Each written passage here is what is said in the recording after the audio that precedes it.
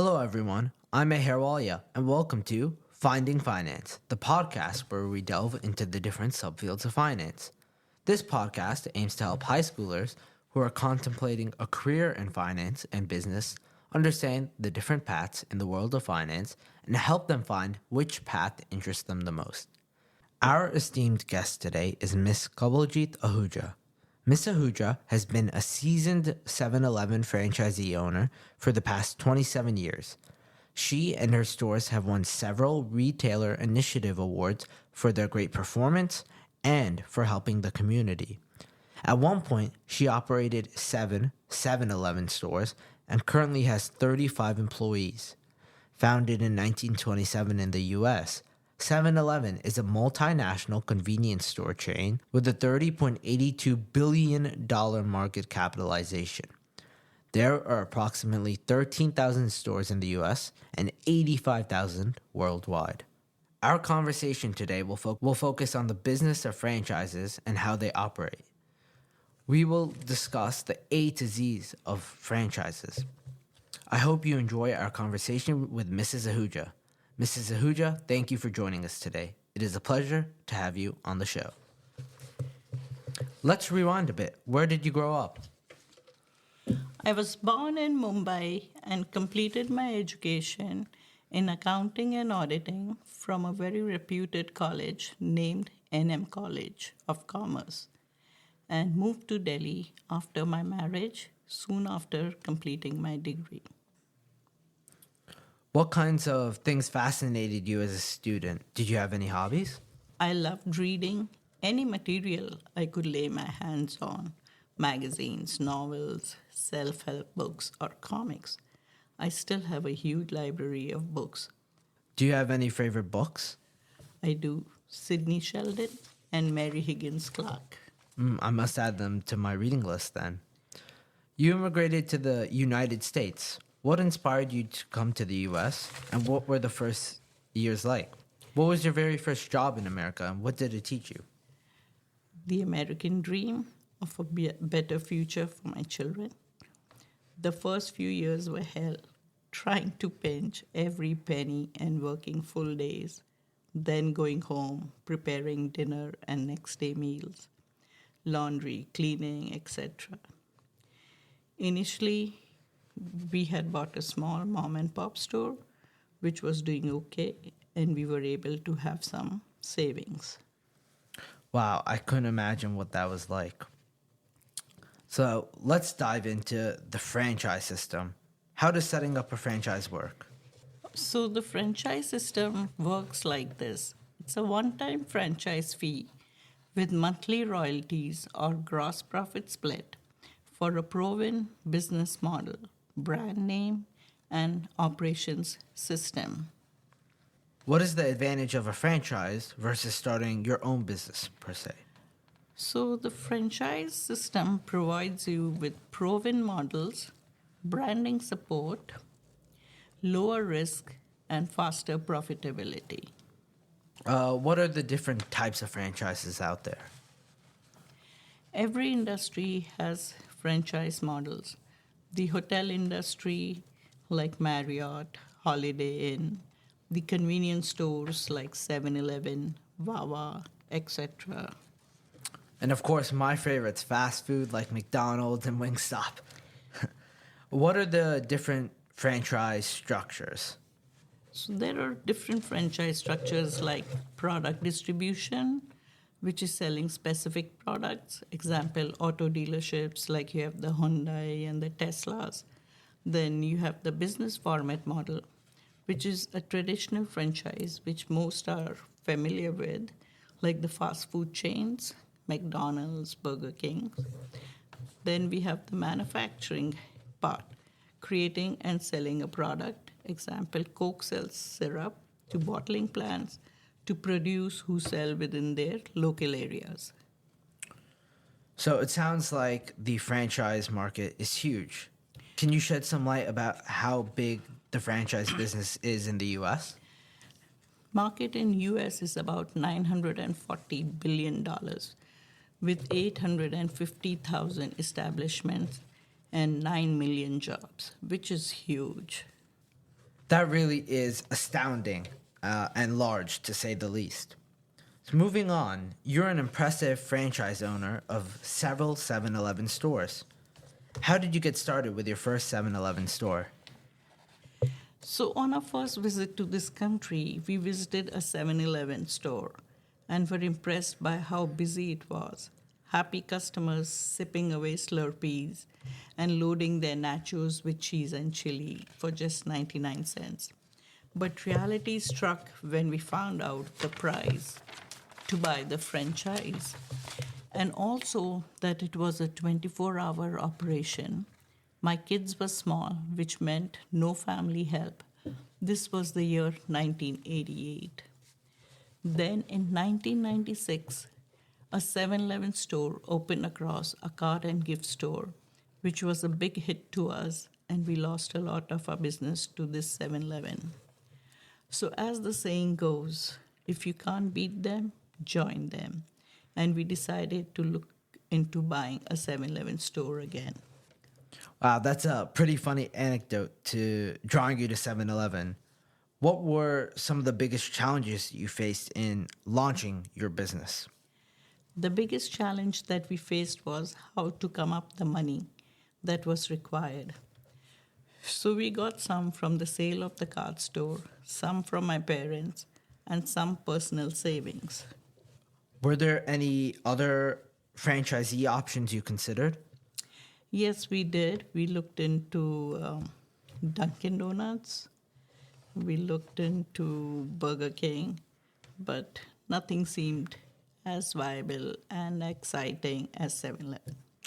Oh, yes, the Slurpees, of The course. Slurpees and the fountain drinks.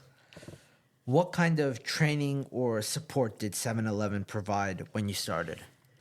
When we spoke to other 7-Eleven franchisees, they were very happy with the support from the franchisor in running the business. A lot of daily accounting tasks were done by the 7-Eleven team, the footprint of product assortment by 7-Eleven, and all the recommended vendors provided by 7-Eleven made it a breeze for a new startup comer. I was in training for 4 weeks in an actual store where there were about 6 to 8 of other franchisees, where the trainer explained basic things, how to do cash reports, ordering, how to read various reports that 7-Eleven generated. Then we had to work the store, stocking, cleaning, and doing various other jobs around the store. We also had to do a couple of night shifts and learn how to take deliveries at night. The biggest one being from their main supplier, which is now called McLean. We were also sent to Dallas for a week where we got to see the operations from the head office. Training was rigorous but fun. There must be various logistical components when it comes to running a franchise. How long did it take for your first store to become profitable? So I was very lucky, and my first store generated a very good amount of profit in the very first year. That's great to hear. Does owning more stores change the financial arrangement or give you better terms? So it does not change the financial terms, but it gives you more power in the sense you have more employees. In case of an employee not showing up into another store, you can get help from another store. It gives you an advantage of dealing with the vendors where you can get better prices. So that's the biggest advantage of operating more stores. And the system is very much the same. It's like copy and paste, so you can, keep on expanding. So it's not too bad. Yeah, it's good. If a store doesn't perform well or loses money, how is that handled between 7-Eleven and a franchisee owner? The store loses money or does not do well, 7-Eleven will first try to give you some training, trying to figure out why we are losing money or what can be done, what promotions can be run to bring the sales back or the customers back. But in the end, it's all your responsibility. So they really do provide that support and try to help you. Yes, they do. Is the franchisee owner responsible for all financial losses, or does the parent company share any of the risk? So no risk is shared by the parent company. It's the franchisee. But again, we have insurance, business insurance. If there is a theft or loss of cash or deposit, quite a bit of it is covered with your insurance company. Let's talk about COVID 19 as it had a profound impact across a variety of sectors. How did the COVID 19 pandemic affect your 7-Eleven stores, both financially and operationally? So foot traffic to the stores became considerably less. Product shortage was becoming a daily issue, which impacted our revenue. Though I was lucky, my employees were very faithful and showed up to work. But many also started falling sick. So, with the sick pay and providing extra bonuses so that they would return to work was additional burden. Also, getting stores deep cleaned whenever any employee got sick, and sanitizing was a very huge expense. During this time, 7-Eleven corporates stepped in and provided financial help to all stores.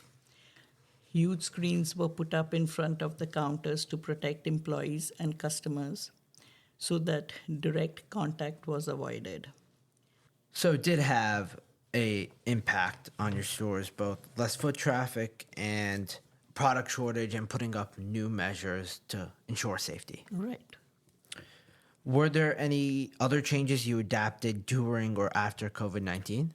So after COVID 19, 7-Eleven has mobile checkouts in all stores and also self checkouts. So in case anytime you need it, the employees need not, have any contact with the customer.